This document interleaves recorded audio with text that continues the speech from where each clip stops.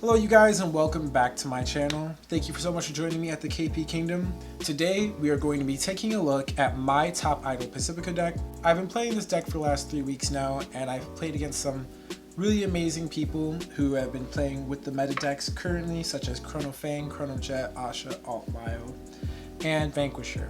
And I'm very happy to showcase that this is the final build that I have come down to after 3 weeks of playing with those decks. So without further ado, let's hop into this. Alright, so to get us started off with, I play 4 copies of top Idol Pacifica. The star of the deck, a really amazing grade 3. Honestly, in my personal opinion, I feel like she's extremely underrated. This card specifically, in some deck builds I've seen, have taken some tops in Japan simply because of the overwhelming power that this deck can do and just how much pressure that can put on your opponent, especially going first. Even your turn 2s are really amazing. This deck has a lot of protection abilities that help you protect your Pacificas, and if you just understand your matchups, then this deck can honestly really shine in any game. But with Pacifica's ability, the way that the support focuses around this deck so much just makes achieving all 3 of these abilities really simple. Her ability to have your opponent have to guard with 3 cards from your hand, on top of the fact that you're getting 2 force markers and she gets 10k in a drive, when you combine all 3 of those into one, just makes her a really amazing card. We play 4 copies of Refined Poison Ursula. This card is really amazing, having the ability to simply just search your decks in your drop zone straight up for Pacifica to help you get at least 2 or 1 to your hand so that you can activate the first 2 to 3 of her skills is really amazing.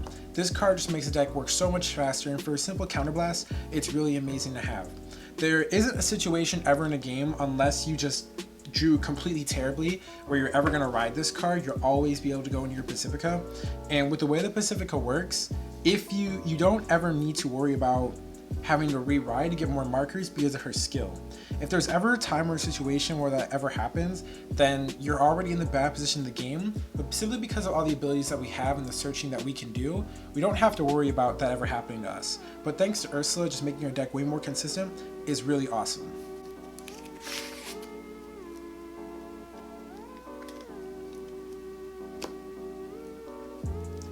For our next grade 2, we play 4 copies of Crowning Partner Abane. Now this card is really amazing and probably the star grade 2 of the deck. Thanks to her, we don't have to worry about us losing our Pacifica to the damage zone or in the drop zone. With her, we can have our Pacifica always available to us no matter where she's at on board. And thanks to Abane, that just makes her deck way more consistent because now we don't have to worry about ever losing Pacifica to anything. The only time that we ever have to worry about losing Pacifica permanently is either when we're not already drawing into our pieces that'll get us more support, that'll help us fetch our Pacifica, or if you're playing against Narukami. But if you know how to play your cards right, then the Narukami matchup isn't as scary as people have made it out to be. But Abane is definitely the star grade 2 of the deck simply because she allows us to access Pacifica anywhere in the board.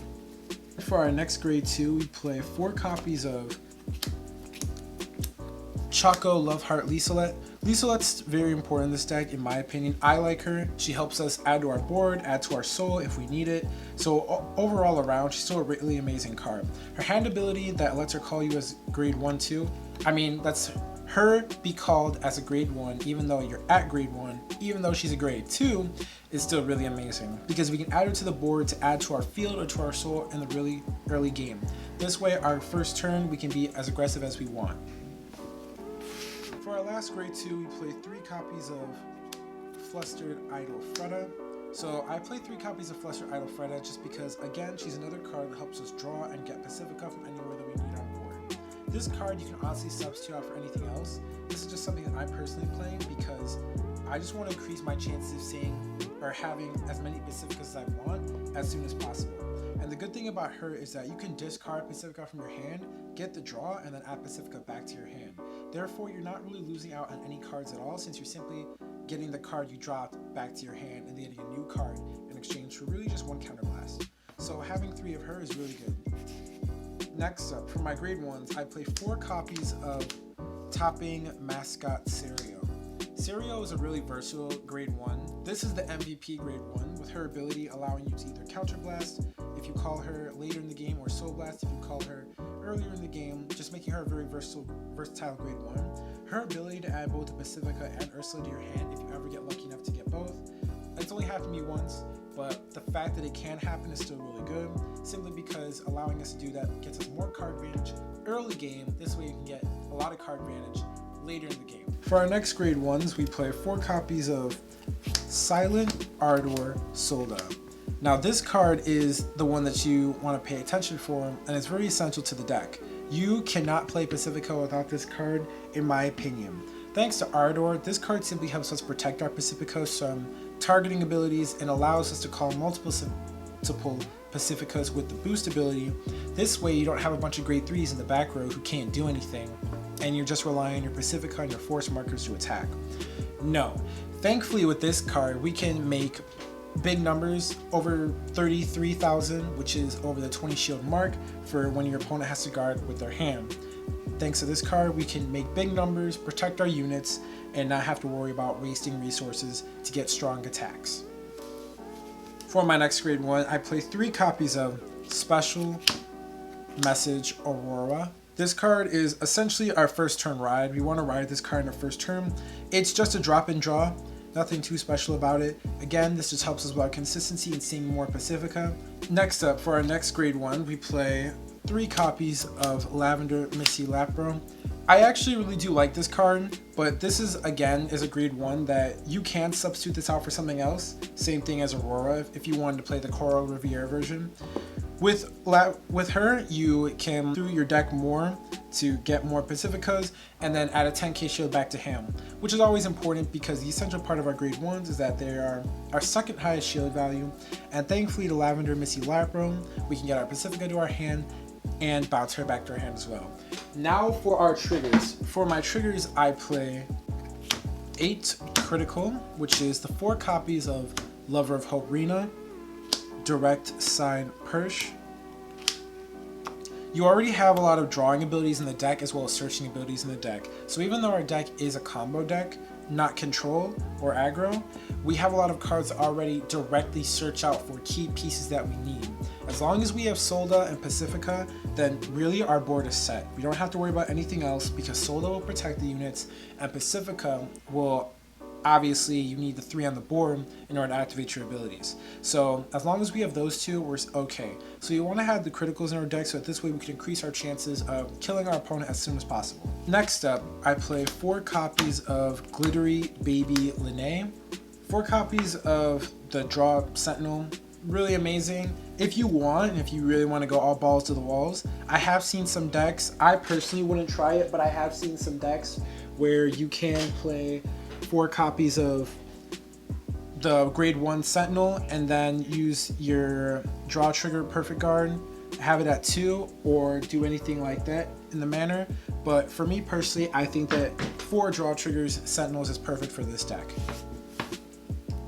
And then finally, we play 4 copies of Handmaid Lover Elena.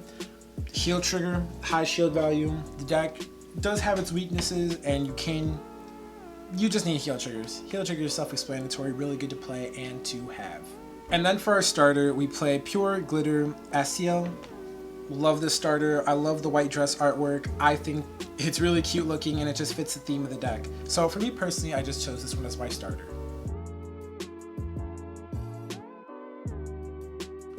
Alright, so now the question is, we have our deck, we have our starter, and we know what our Vanguard does. So based off how our deck is built and the way that Pacifica works, what is the marker that we are going to play for this deck?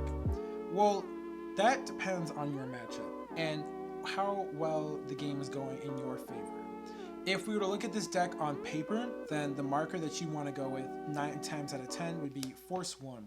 Pacifica's ability lets you get multiple force markers, and assuming that you don't kill them on the turn that you go into Force 2, you're going to want to be able to stack another force marker on your rear guard so that this way you have stronger attacks. Since a lot of our abilities focus on drawing or searching or making sure that we have resources, but we don't have too many abilities besides Pacifica alone that allow us to actually get power to our units so that they're attacking for special numbers. So Force 1 would be the card to go so that this way we can meet those special numbers. And in most games, you're right. However, in the games where we are playing very aggressively early and our opponents at maybe just 2 or 3 damage alone and they don't have a lot of cards in their hand, then Force 2 might not be so bad. The only issue on why people may not go with Force 2 is simply because if you pick Force 2, then stacking the other Force markers with Pacifica's ability loses value simply because Force 2 markers can't stack the critical onto the units. That's why you definitely want to go with Force 1 in that case if you're not confident enough. But Force 2 can't be counted out yet, simply because with Solda, if you have that and you have other Pacificas, now your Pacificas alone are already swinging over at least 21,000 if it's just the well, at least over 23,000, which already takes away from their grade 1s that they have. And assuming that you're going first and you have Solda, the other Pacifica pieces, Force 2 might give you a really strong aggressive first turn on Pacifica, so that this way on the next turn, even if your opponent can recover a little bit, the recovery might not be as well as you might need it to be.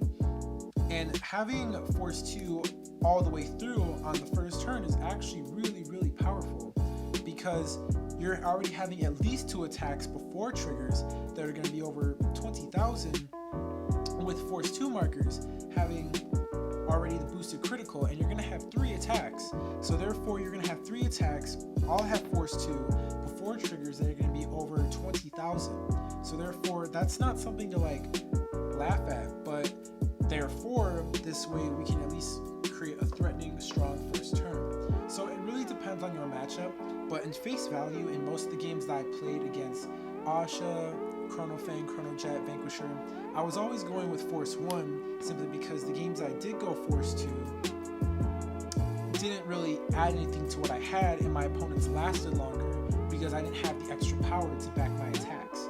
Even though I had my triggers in my deck and I was able to thin out my deck for more triggers, it still took longer because I didn't have the extra power, or I couldn't get that extra power without the triggers. So therefore, Force 1 is the marker that I personally recommend to play with this deck.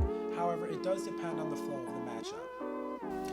Well, overall, you guys, this is my Pacifica deck. Thank you so much for watching. If you enjoyed this video, please make sure to leave a comment for any suggestions on how I can make the deck better, or if you have any questions about the deck. Don't forget to like, comment, and subscribe to my channel. I will be having more content added to my channel very soon, every Friday. Check me out. I also recommend that you share this video to your friends if they are also interested in building top Idol Pacifica. This deck, while it's very shiny with all the cards it have, isn't a very expensive deck. And thanks to Festival Collection, you now have some key pieces in the deck that are now cheaper, such as Aurora and the Draw Trigger Sentinel, Lene. So thanks to Festival Collection, this deck is a lot more friendly, affordable, and it's still very powerful. I also have an Instagram that I post on there weekly. Don't forget to check me out on that. Check down on my channel and you'll see the Instagram link in my header. But thank you all for watching. This is the KP King and I am signing out.